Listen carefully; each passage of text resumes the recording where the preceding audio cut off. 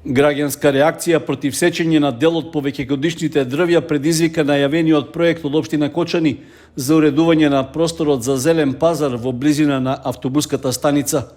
Граѓаните реагираат што повеќе стебла се обележани со ознаки, според кои треба да бидат исечени и отстранети. На нивно место да се реализира партерно уредување на просторот на кој ќе се продаваат земјоделски и други производи. При тоа се апелира до надлежните во општината да се откажат од масакрот што се подготвува за повеќегодишните дрвја обележани со црвена буква С. До сега во градот се исечени многу стебла, а многу малку или воопшто не се засадени, истакнуваат граѓаните кои се организираа на социјалните мрежи. При тоа потсетуваат дека со загадувањето на воздухот во изминатите години Кочани стана познато во државата и пошироко, а она зеленило што сега преостанало некој дополнително сака да го одземе. На 20-та седница на Советот на општина Кочани имаше и советничко прашање за постапката за отстранување на дрвјата кај автобуската станица. Има и најава за наводно партерно уредување на пазарчето на автобуска. Дали истото подразбира сечење на дрва? Доколку подразбира, дали сте свесни дека станува збор за јавно корисна површина, значи која што немаме право така да ја уредуваме? И исто така, тука ќе искористам како подпрашање да го поставам прашањето што се случува со моите две иницијативи кои што беа усвоени, дрвата кои што се отстрануваат, меѓутоа поради старост, болести така натаму, на кого, на кои семејства се донирани, бидејќи мислам дека изгласавме истите да бидат донирани на семејства кои што се во социјален ризик. И што се случува со катастарот на дрвје, па да видиме дали здрави или болни дрвја се сечат, а не вака адхок на некого да му текнува да си сече дрвја, заради тоа што така му текнало да подуреди нешто едно према од око, така му фаќа око. Градоначалникот на Кочани, Лјупчо Папазов, на поставените советнички прашања, рече дека ќе даде писмен одговор, без дополнително објаснување дали дрвјата за зелениот пазар кај автобуската станица навистина ќе бидат исечени. Министерството за земјоделство обезбеди финансиска поддршка за набавка на вештачко ѓубриво за престојната есенска сеидба, со што на земјоделските производители ќе им се намалат дел од трошоците за производство. Поддршката се однесува за ѓубриво што е набавено од август до крајот на овој месец, а за што потребно е земјоделците да приложат соодветна документација како доказ. Од подрачната единица за земјоделство во Кочани информираа дека станува збор за подмерката 1.4 од програмата за спроведување на интервентниот фонд за земјоделство, а се однесува за основно ѓубрење при сеидба на пченица и јачмен. Финансиската поддршка можат да ја добијат и индивидуалните земјоделски производители, како и земјоделските претпријатија. Корисници на оваа подмерка се земјоделски стопанства кои во есен 2022 година во периодот од 22 септември 2022 година до 22 декември 2022 година имаат засејани површини со пченица или јачмен и во периодот од 1 август 2022 година до 30 ноември имаат набавено вештачки ѓубрива за тие посеви во количина од најмалку 200 кг по хектар за пченица или јачмен. Исто корисници се и земјоделски стопанства запишени во регистарот на снабдувачи на семенски материјал согласно Законот за семенски и саден материјал за земјоделски растенија кои во есен 2022 година во периодот од 22 септември до 22 декември имаат засејано површини со пченица или јачмен за производство на сертифициран семенски материјал. Висината на финансиската поддршка изнесува 3000 денари по хектар за трошок за набавка на вештачките ѓубрива. За да ја добијат финансиската поддршка, земјоделците треба да достават писмена документација дека ја извршиле набавката на вештачко ѓубриво. Во прилог на барањата, барателите ги доставуваат следните документи: фискална сметка со пропратен документ за идентификација за припадноста на фискалната сметка, сметкопотврда или испратница, каде е назначен видот на вештачкото ѓубриво и количината изразена во килограми или литри. И фактура со испратница каде е назначен видот на вештачко ѓубре и количината изразена во килограми или литри, вклучително и доказ за извршено плаќање по фактура или договор склучен помеѓу барателот и продавачот на ѓубре за начинот на плаќање на фактурата. Крајниот рок за доставување на барањата со документацијата во подрачната единица за земјоделство во Кочани е најдоцна до 30 ноември. По заверката во службата, земјоделците ќе треба да ги достават документите по пошта до платежната агенција во Скопје.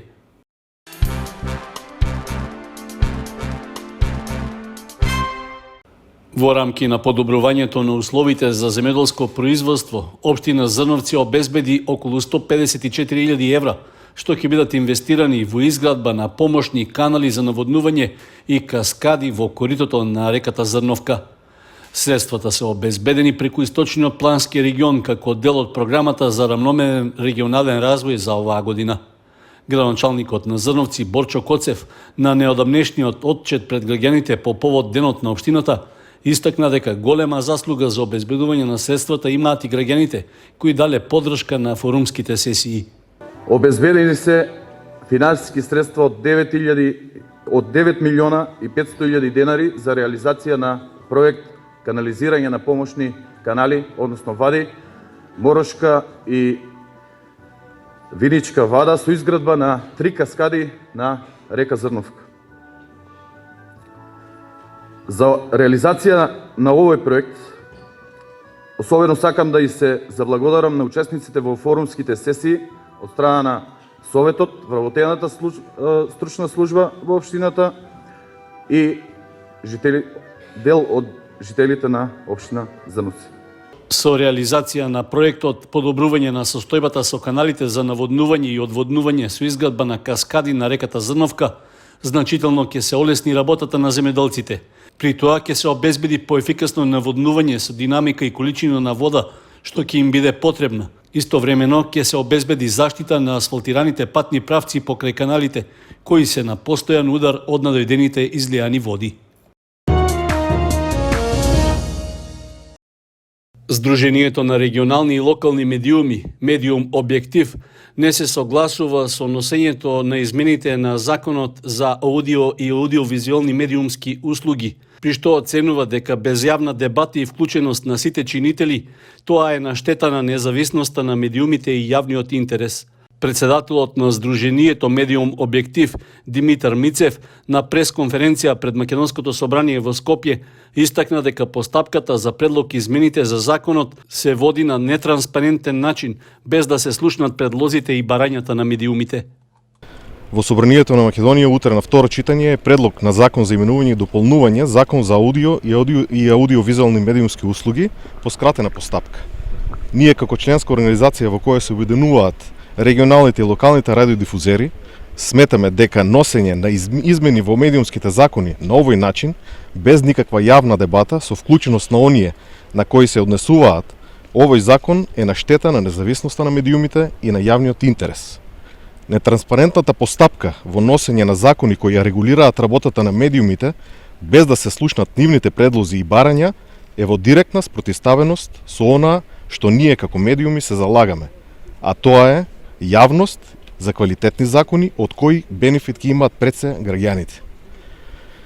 Општо е познато дека медиумите имаат сериозни економски проблеми и потребно е да се понудат одржливи решенија со кои ќе се подобри нивната економска состојба, а со тоа и медиумската содржина, доколку Собранието и владата сакаат да потрошат јавни пари во одредени медиуми, нека тоа го направат со одлука на собрание или со одлука на влада. Не е потребно да се носат штетни закони со тесни интереси. Потребни се законски решенија за да ги подобрат правата и статусот на новинарите и медиумските работници и треба да се неселективни и фер. Светаме дека поддршката за медиумите треба да се изработи со вклученост на сите и да се води од начелата од јавниот интерес, односно подобрувањето на состојбата во медиумите да има една цел – подобри услови, професионално известување, преку уредувачките политики кои ќе бидат независни од политички, партиски или владини влијанија.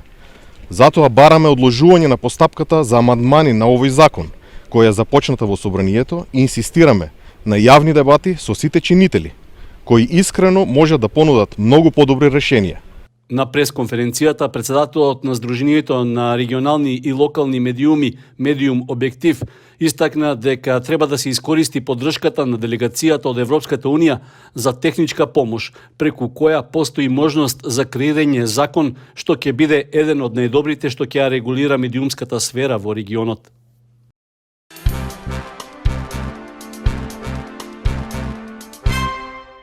Од Партијата за демократски просперитет на ромите упатија писмена реакција во врска со вербалните напади врз нивниот член и советник Аки Акиов, изнесени на 20-та седница на Советот на општина Кочани. Брутално лажен и безобразно манипулативен е нападот од страна на локалните власти во Кочани, односно од ВМРО ДПМН преку представниците во Советот, за тоа дека опозицијата, а особено советникот Аки Акиов, се против реализација на проектот Стара касарна. Вие од ДПМН сте вистински креатори за кочење на процесите од која било сфера во интерес на граѓаните, ако немате лични тендерашки бенефиции.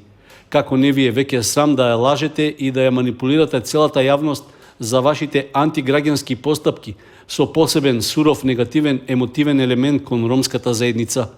Парите за овој проект се обезбедени од владата, а по личен ангажман на председателот на Партијата за демократски просперитет на ромите, кој во тоа време беше министер, и на Самка Ибраимовски. Парите се на наменската општинска сметка, а врз основа на поднесен урбанистички проект од општината, тогаш предводена од СДСМ. Фотографиите се доказ за тоа, а дополнително се и доказ за вашата национал-шовинистичка политика, кога ги организиравте вашите членови за попречувањето на практичното отпочнување на проектот. Каква поддршка барате за проект кој веќе постои и е одобрен и што само треба да се реализира? Бесрамно лажите дека некој ги кочи процесите околу овој проект за кој немате намера ни во 2023 година да го започнете. Се работи за суптилен криминал за кој вината сакате да ја префрлите на друг, конкретно на советникот Акиов, кој упорно инсистира за почеток на реализацијата на проектот. Со негување на неевропски вредности, како што се предрасуди, нетолеранција, дискриминација, ширење омраза и лага и со брутално кочење на реализацијата на овој проект, заедништво и соживот не сакате да градите, а по тоа сте препознатливи. Тоа е вашата матрица. Предлогот за пренамена на средствата објективно е разумен кога вие умислено сакате да ги обезвредните парите во време на економска и енергетска криза и луѓето и понатаму да ги оставите на улица, стои во писмената реакција од Партијата за демократски просперитет на ромите. Во основното училиште Никола Карев се реализираат повеќе активности за уредување и опремување на централниот објект во Кочани, како и на подрачните училишта во Градовци и Тракање. Со собствени средства, а дел и од донации, подобрени се потребните услови за изведување на наставата. Од образовната институција истакнуваат дека и покрај малата финансиска криза, поради повлекување средства од сметката заради подмирување за останати обврски за превозот на учениците, сепак проблемите се надминуваат, а планираните инвестиции се реализираат. Ја реновиравме и опремивме целодневната настава, односно училница каде што сте малите дечиња, каде што целиот поголем дел од времето го поминуваат таму со својата претпоставена. Потоа би ги спомнал и училишната библиотека, училишната медиатека, со која ни беа ударни, како да не кажеме ни предвидени проекти во рок од 6 месеци кои што се зацртав и се обврзав пред наставничкиот совет дека ќе бидат завршени. Еве сега можам да кажам за 3 месеци веќе тој дел е завршен, од кога сум назначен за ВД директор, значи ја отворивме училишната библиотека и училишната медиатека со сите оние пропратни работи кои што се вклучени во самите тие. Две простории кои што беа остава, во едната се чувале стари работи, во другата не се користеше никако, значи беше руинирана целосно, ги обновивме, се постави нови ламинати, нови работни кабинети, столови, нагледни средства за работа кај дефектологот, кај социологот, компјутери, печатачи, принтери и слично. И веќе тие функционираат и таму се користат исто како дел од училиштето. Потоа би го спомнал овде и осветлувањето, кое што е мака веќе подолг период на нашето училиште, долги години наназад, не е обновено осветлувањето, така да што решивме етапно да го санираме, така што првиот спрат е целосно осветлен, од веќе ходниците, влезот, сите училници кои што се доле, канцелариите кои што ги имаме, се осветлени и надворешното осветлување, кое што ги репариравме и ги приспособивме старите рефлектори кои што веќе ги имаме. Тоалетот е саниран негде 70 или 80% и внатрешно. Имаме еден проект кој што го чекаме во текот на наредната година. Влеговме во еден проект преку МОН со 16 или 17 илјади евра ќе се реновираат оној дел од вицината кој што не е реновиран и одредени на кабинетите овие прозорите кои што се горе ќе бидат целосно реновирани. Покрај потребите на Централното училиште во Кочани се реализираат активности во подрачните училишта. Еве во село Тракање го отворивме и првиот курс по англиски јазик, каде што дечињата од село Тракање нема да мора да доаѓаат во градот, туку ќе може да изучуваат англиски јазик во самото училиште. Подрачно училиште, направивме кабинет по информатика, благодарение на донација исто од Борче, кој што ги репарира по старите компјутери, ставивме во контакт со него, ни ги додели 20 компјутери, 10 се во село Тракање, 10 се во село Грдовци. Овде можам да кажам дека однесовме и во село Тракање и во село Грдовци исто така интерактивни табли. За прв пат ги однесовме таму, заедно со прожектори. Веќе ги користат тие интерактивни табли, учениците учат на нив. Едноставно сите услови кои што ги има во Централното училиште веќе ги има и во подрачите во село Тракање и во село Грдовци. Овде во Централното училиште го цртавме целосно игралиштето кој што го имаме надвор.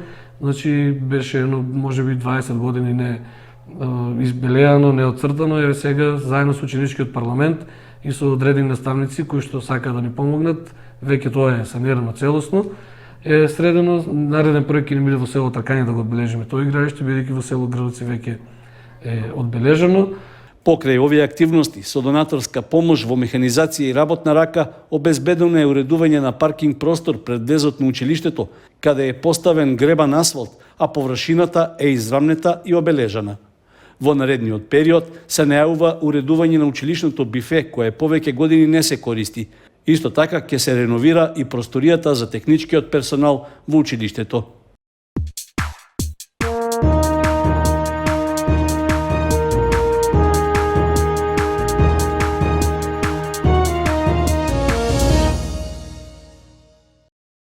Женскиот фудбалски клуб Кочани освои нов бод на домашен терен и почна да се излекува од дното на табелата во првата фудбалска лига.